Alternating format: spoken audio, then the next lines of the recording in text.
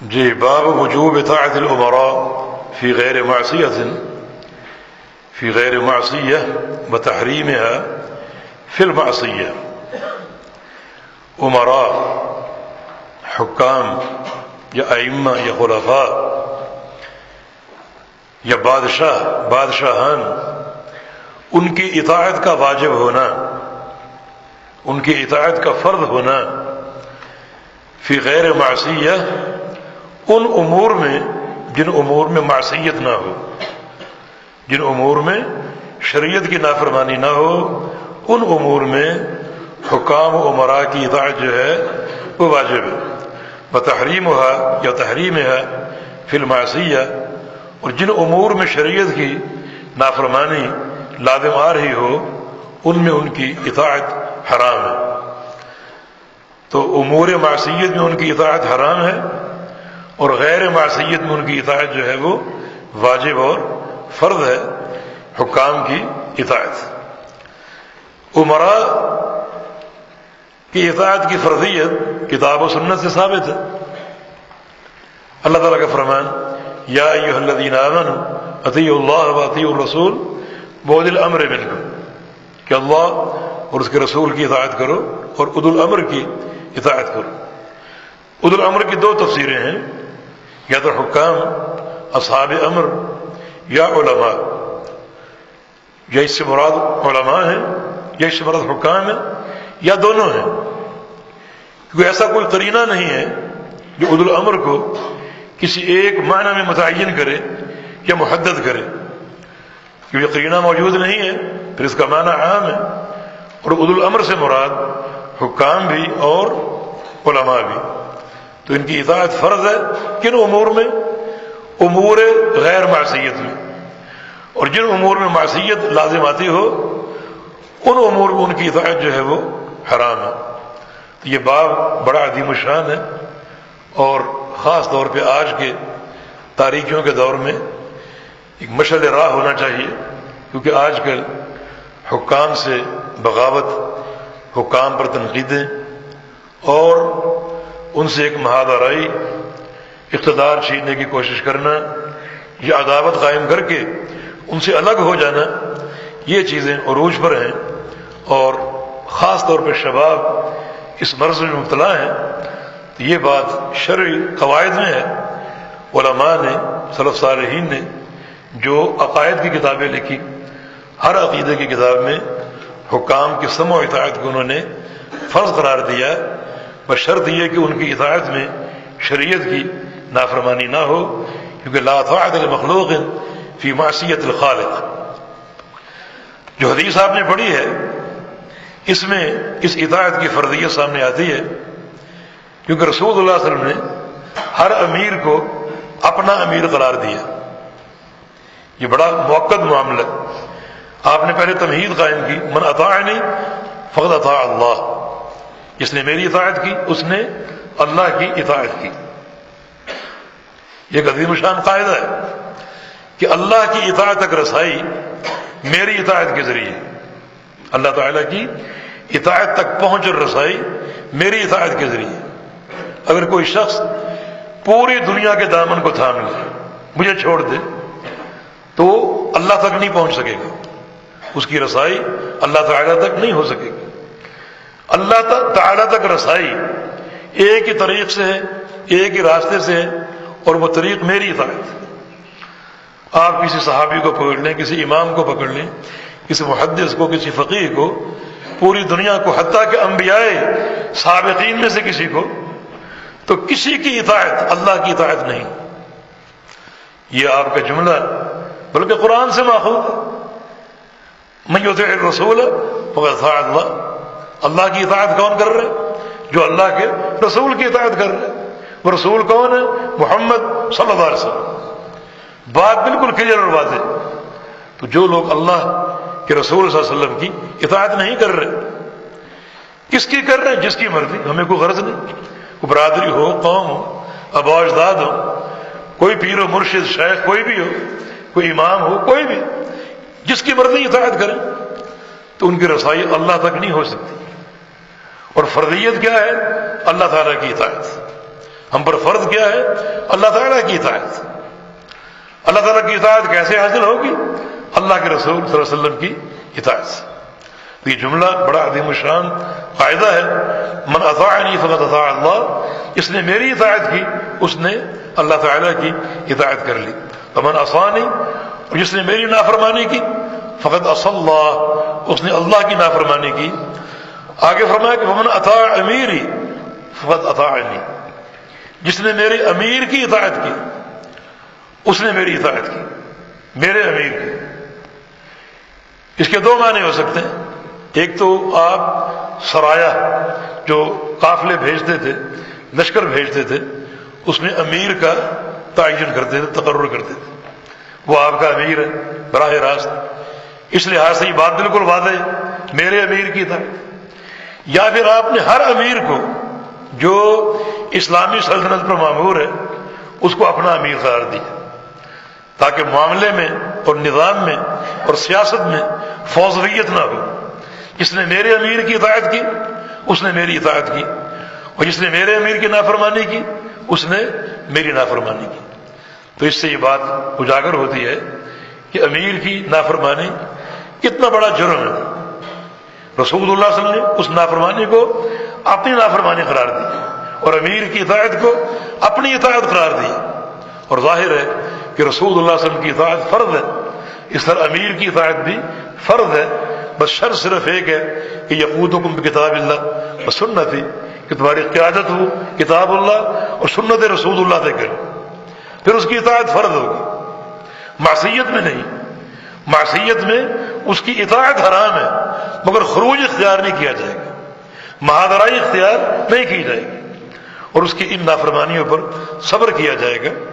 چنانچہ یہ بڑا ایک اہم مسئلہ جس کی وضاحت ضروری ہے۔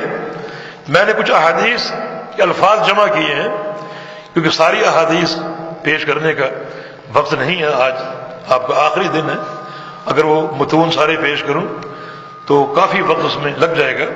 یعنی کتنی تاکیدیں وارد ہیں، صحابہ کرام نے یعنی کئی امور کو ظاہر کیا، رسول اللہ صلی اللہ علیہ وسلم نے بھی کئی خدشات کو ظاہر کیا، مگر ان خدشات کے باوجود آپ صلی اللہ علیہ وسلم نے امیر کی اطاعت سے نکلنے کا مشورہ نہیں دیا، بلکہ صبر کرنے کا حکم دیا ہے، صبر کرنے کا۔ مثلا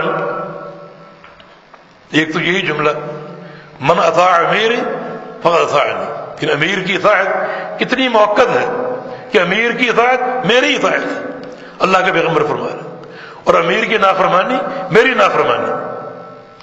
اور ایک حدیث میں فی عسرے کا و یسرے کا، امیر خواہ تم پر عسر قائم کرے یا یسر قائم کرے، تنگی مسلط کر دے، تمہارے ناطقہ حیات کو تنگ کر دے، زندگی اجیرن کر دے، خواہ آسانی مہیا کر دے یا کبھی آسانی اور کبھی تنگی، خواہ مستقل تنگی تم پر کیوں نہ مسلط کر دے، تو یہ کیا جواز ہے اس کی اطاعت سے نکلنے کا کہ زندگی عذاب بنا دی، اجیرن کر دی؟ نہیں، حدیث سے یہ بات واضح ہوتی ہے کہ پھر بھی اس کی اطاعت سے نہیں نکلنا، خروج نہیں کرنا اور منابضہ نہیں کرنا۔ صحابہ نے پوچھا تھا افلا ننابذ، ایسے عمراء سے ہم منابضہ نہ کریں؟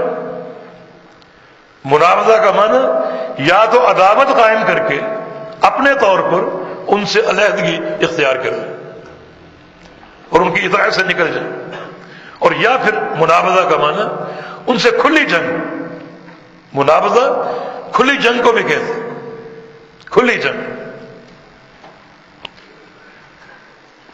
وہ بے منابضہ آپ جانتے ہیں طلبہ، بے منابضہ اس کو بے الحساب بھی بولتے ہیں، جس میں کینکریاں ماری جاتی ہیں، یعنی طرفین کا ایک معاہدہ ہوتا ہے کہ یہ میرے کپڑے کے تھان ہے، آپ کینکریاں ماریں، جس جس تھان کو آپ کا پتھر لگے گا وہ تھان آپ کا کتنے روپے، چونکہ یہ اس بے میں جہالت ہے، یہ منع ہے، لیکن منابضہ میں پتھر مارنا جو ایک جنگ کی شکل، جس میں ایک جنگ کا ایک تصور بھی ہے، جنگ میں بھی وار ہوتے ہیں، پتھر مارے جاتے ہیں، جو ہتھیار دستیاب ہو وہ آپ استعمال کرتے ہیں، تو کیا ہم ایسے حکام سے منابضہ کریں؟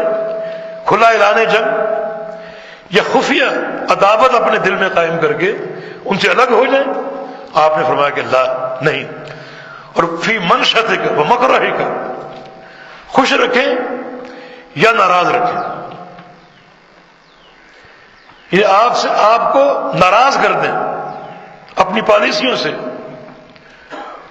اپنے مختلف امور سے، کہ یہ جواز ہے ان کی اطاعت سے نکلنے کا، آپ نے منع کیا کہ نہیں. اور ایک حدیث میں وہ اثرت علینا یا اثرت علیک، یہ ظلم ہے کہ آپ پر دوسروں کو ترجیح دیں، دوسروں کو ترجیح دیں، خواہ وہ اقربا پروری کی شکل میں ہو یا کسی بھی شکل میں. آپ ایک شے کے مستحق ہیں، آپ کو نہیں دے رہے، دوسروں کو دے رہے ہیں، جو کہ ظلم ہے. آپ ایک شے کے مستحق ہیں، وہ شے آپ کو ملنی چاہیے، لیکن نااہل کو دیں، یعنی وضع الشیء فی غیر محلہ، جو کہ بھیانک قسم کا ظلم ہے. اگر یہ ظلم ہو رہا ہو تو ان سے علیحدگی اختیار کر لیں. فرمایا کہ لا، نہیں. ایک حدیث میں ان کان عبدا مجدع الاطراف، حبشے کا سیاہ غلام ہم پر امیر بن جائے، جس طرح چاہے آ جائے، جس طرح چاہے، ہتھیار استعمال کر کے غلبہ پا لیا اور اس نے امارت اپنی قائم کر دی. حبشے کا سیاہ غلام، ہاتھوں کا کٹا ہوا، سر منقع جیسا، بدصورت، تو کیا اس کی ہم محکوم بن کر رہے ہیں؟ اس سے خروج نہ کر. فرمایا کہ لا، نہیں. اس کی بھی سماع اطاعت، اس کا معاملہ اگر استقرار پا چکا ہے تو امن دولہ آپ نے تباہ نہیں کرنا، اس کی سماع اور اطاعت کرو. ایک حدیث میں علی اثر وامور تنکرونھا، کہ تم ایسے امور دیکھو، ایسے امور جن کا تم انکار کرتے ہو، یہ جن کا تم انکار کرو گے. اس سے کیا مراد ہے؟ یا تو وہ امور ظلم ہے، ظلم کا انکار ہوتا ہے، یا وہ امور خلاف شریعت ہے، وہ ان امور کو شریعت بنا کر پیش کر رہے ہیں، آپ اس کا انکار کریں گے. یہ کہاں کی شریعت ہے؟ یہ کہاں کا دین ہے؟ تو اگر حکام ایسے امور نافذ کریں جو قابل انکار ہے تو ان کی اطاعت سے نکلے. فرمایا کہ لا، نہیں. اور ایک حدیث میں رسول اللہ صلی اللہ علیہ وسلم کا فرمان ہے کہ یصیب آخرها بلاء وامور تنکرونھا، یعنی آپ نے قرون خیر کا ذکر کیا اور بعد کی قرون وسیصیب آخرها، جو بعد کے ادوار ہیں، جو آگے ادوار آنے والے ہیں، ان میں کیا ہوگا؟ بلاء، فتنے ہوں گے، فتنے ہوں گے. وہ امور تنکرونھا، اور ایسے ایسے کام ہوں گے جن کو لوگ دین سمجھیں گے مگر تم ان کا انکار کرو گے کہ وہ دین کہاں سے آ گئے. بدعات ہوگی، خرافات ہوگی، ہو سکتا ہے ان کی ترویج حکام کی طرف سے ہو، جیسا کہ ہو رہا ہے. تو اس صورت میں ہم ان کی اطاعت سے نہ نکلیں. فرمایا کہ لا، اس صورت میں بھی نہیں. ایک حدیث میں کیا ہے؟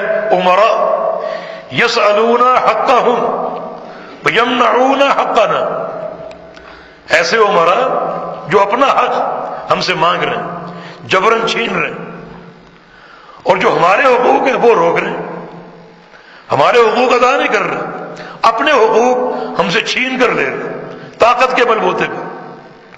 تو کہاں تک ہم ان کو دیں؟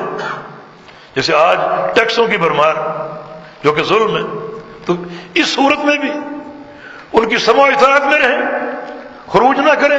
فرمایا کہ لا، اس صورت میں بھی نہیں. ایک حدیث میں وَإِن ضَرَبَ ظَهْرَكَ وَأَخَذَ مَالَكَ، ایسا حاکم ہو تمہاری پشت پر ڈنڈے مارے اور تمہارا مال چھینے مختلف پالیسیوں سے اور مختلف قوانین سے، اب کیا کریں؟ اس کو دیتے رہیں، صبر کرتے رہیں. اب کو بچنے کی شکل ہو تو بچیں، لیکن اس کی سماع اور اطاعت سے نہیں نکلنا اس صورت میں بھی. ایک حدیث میں تعرفون وتنکرون، ایسے حکام ہوں گے جن کے کچھ امور تو آپ پہچانتے ہوں گے جو کہ معروف ہیں، اور کچھ امور منکر ہوں گے جن کو آپ پہچانتے نہیں ہوں گے، جو خلاف کتاب و سنت ہوں گے، کہ خروج کریں؟ فرمایا کہ نہیں۔ ایک اور حدیث فرمایا کہ شرار ائمتکم الذین تبغضونهم ویبغضونکم وتلعنونهم ویلعنونکم، تمہارے بدترین حکام کون ہوں گے؟ جن کا بغض تمہارے دلوں میں ہوگا اور تمہارا بغض ان کے دلوں میں ہوگا۔ وہ تم سے بغض رکھیں گے، تم ان سے بغض رکھو گے، تم ان پر لعنتیں برساؤ گی، وہ تم پر لعنتیں برسائیں گے۔ ایسے حکام بھی ہوں گے۔ اب کیا کریں؟ اب بھی ان کی اطاعت میں رہیں؟ فرمایا کہ ہاں، اب بھی خروج نہیں کرنا۔ اس کے باوجود بھی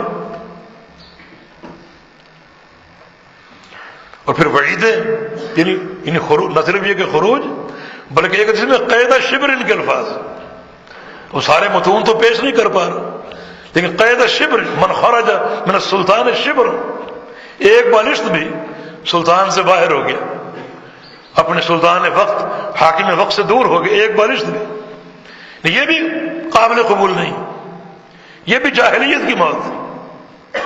تو یہ معاملہ کتنا موقع ہے اور کتنا اہم ہے۔ میں بطور مثال ایک شخصیت کو پیش کرتا ہوں جس سے بڑا مظلوم کون ہوگا؟ امام اہل سنت امام احمد بن حنبل رحمہ اللہ، جن کے دور کے حکام میں کیا کچھ تھا، کیا خرابیاں تھیں،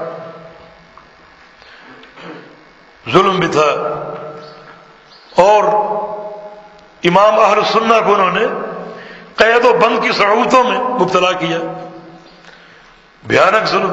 جو پشت علوم کتاب و سنت کی حامل تھی، اس پشت پر کوڑے مارے گئے، کتنے کوڑے مارے گئے۔ ان کے بیٹے صالح کا بیان ہے کہ ایک دن میں نے اپنے بابا سے پوچھا کہ آپ کو ایک وقت میں کتنے کوڑے مارتے تھے؟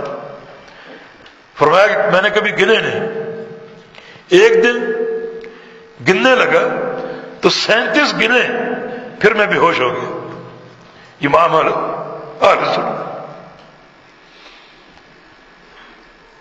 اور کوڑے مارنے کی کیفیت کیا تھی؟ 10 جلاد ہوتے تھے، اور ایک جلاد تازہ دم ہو کر ایک کوڑا برساتا اور پھر وہ پیچھے ہٹ جاتا آرام کرنے کے لیے، دوسرا جلاد آتا، وہ کوڑا مارتا۔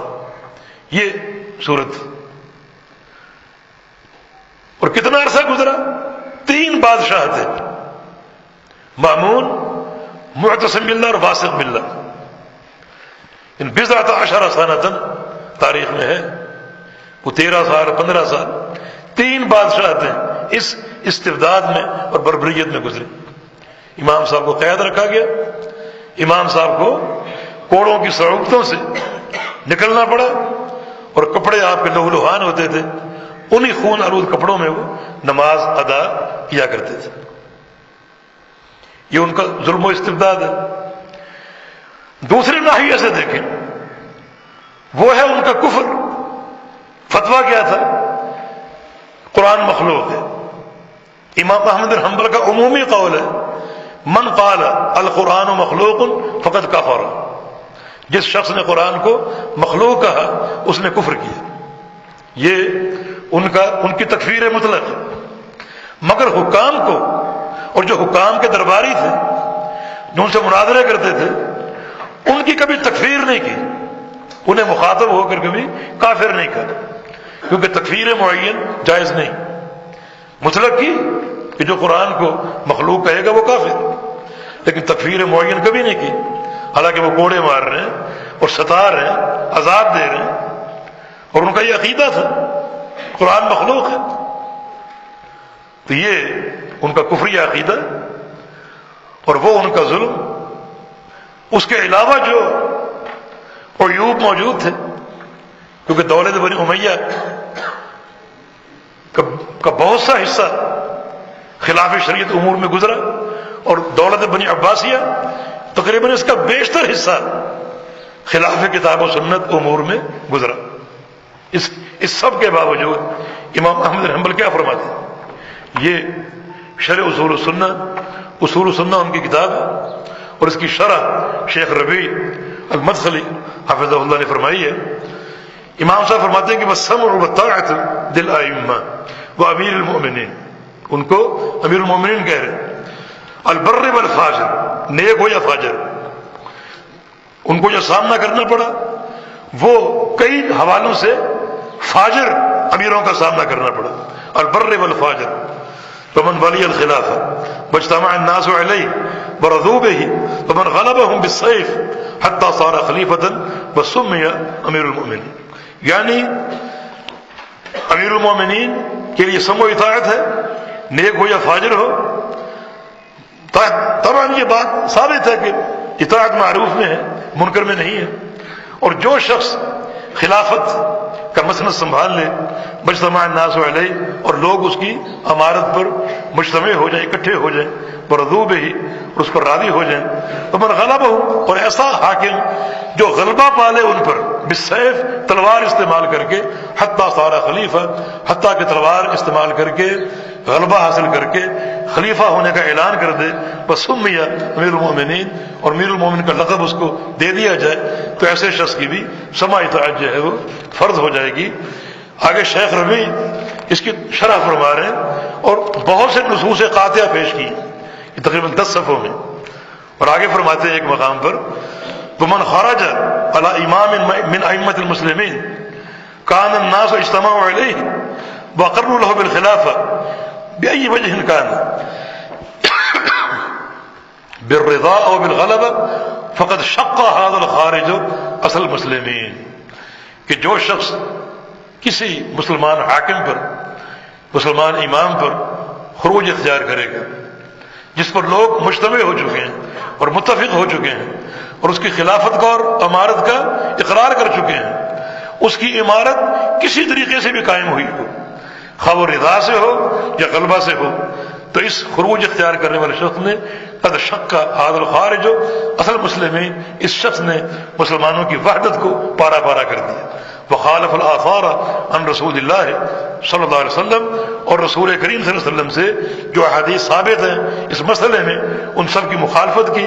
فإن مات الخارج علیہ مات میتۃ جاہلیہ، اور اگر یہ خروج کرنے والا اسی خروج پر مر گیا تو اس کی موت جاہلیت کی موت ہوگی۔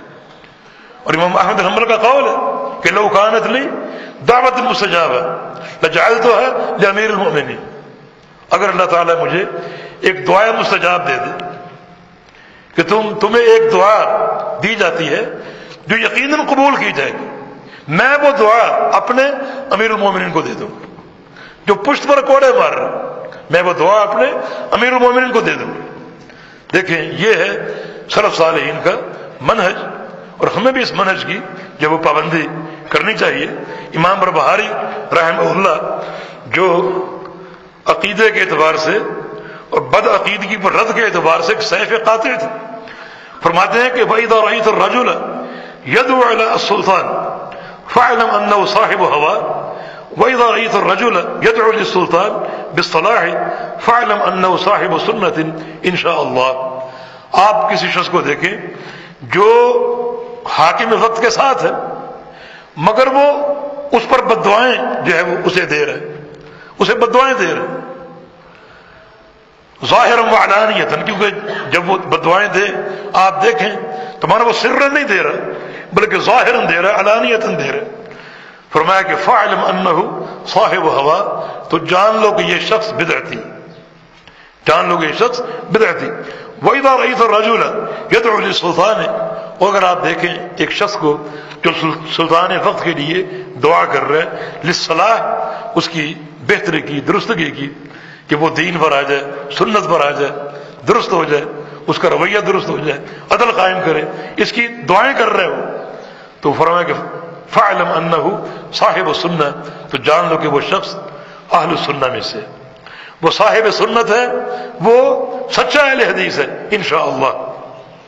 لقول الفضیل ابن عیاض، کیونکہ فضیل ابن عیاض چوٹی کے محدث، ان کا قول ہے کہ لو کانت لی دعوت مستجابہ ما جعلتها الا فی السلطان، اگر میرے پاس ایک قابل قبول دعا ہو کہ وہ دعا ضرور قبول ہوگی، وہ دعا میں سلطان کو دوں گا، سلطان کو دوں گا، خود اس دعا کا حق اپنے لیے استعمال نہیں کروں گا، سلطان کو دوں گا۔ قیل لہ، تو ان سے پوچھا گیا یا ابا علی، یہ ان کی کنیت ہے کہ فسر لنا ھذا، اپنے اس جملے کی تفسیر کیجیے کہ آپ وہ دعائے مستجاب سلطان کو دیں گے، اس کا کیا معنی اور اس کا کیا فائدہ؟ فرماتے ہیں اذا جعلتها فی نفسی لم تعدنی، اگر وہ دعائے مستجاب میں نے اپنے آپ کو دے دی تو مجھ تک محدود رہے گی اور مجھ سے آگے وہ کسی کے پاس نہیں جائے گی۔